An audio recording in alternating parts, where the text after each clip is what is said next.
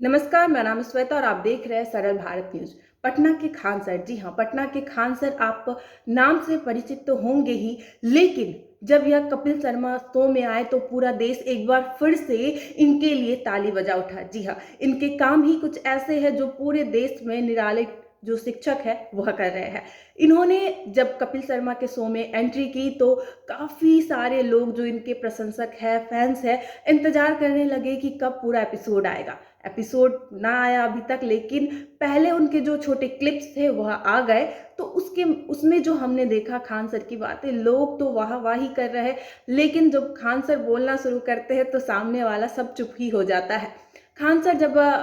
कपिल शर्मा के शो में आए तो उनके साथ में विवेक बिंद्रा जी थे और गुरु गोपाल दास थे।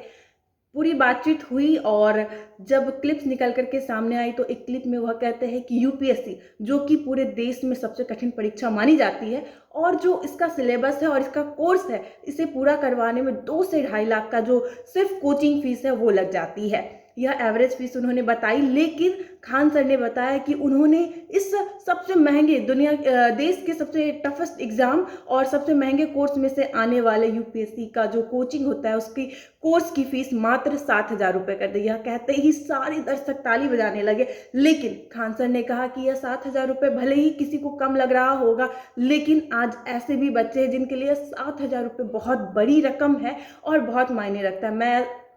ऐसा नहीं चाहता कि हमारे देश में कोई भी बच्चा पैसों की कमी की वजह से अपनी पढ़ाई रोक दे या फिर अपनी पढ़ाई पूरी ना कर सके, शिक्षा ना ले सके। यह मेरा उद्देश्य है कि पूरे देश में शिक्षा को इतनी कम रकम पर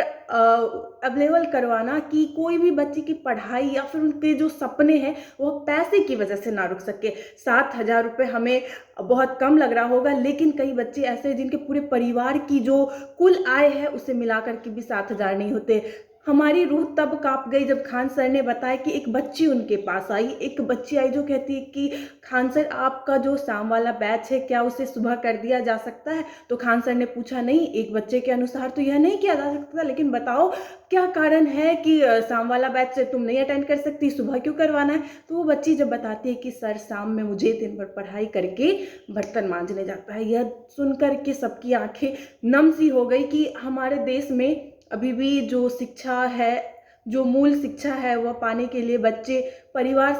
समर्थ नहीं है और इस तरह से बच्चे पढ़ाई करें तो उनसे हम फीस कैसे ले? इतने 2 लाख ढाई लाख की फीस हम कैसे ले सकते हैं? खान सर ने मुख्यतः इस बात पर बताया। बोले, एक बच्चा आता है उनके पास, एक जो कोचिंग की फीस जमा करने आता है, वो जो पैसे देता है वो दिन भर काम जो करता है, बालू वाला काम करता है। तो बालू उनके जो नोट में लगा हुआ था, तो मतलब सर बोले कि यह बेचारा दिन भर कमा करके आता है और तब जा कर के मुझे यह कोचिंग फीस दे रहा है और पढ़ाई करता है, तो मेरा तो हाथ काँप गया वह पैसे लेने में, आखिर मैं इससे पैसे कैसे ले लूँ? तो मेरा उद्देश्य यही है कि पूरे देश में किसी भी बच्चे की जो पढ़ाई है वह पैसों की वजह से ना रुक सके। अब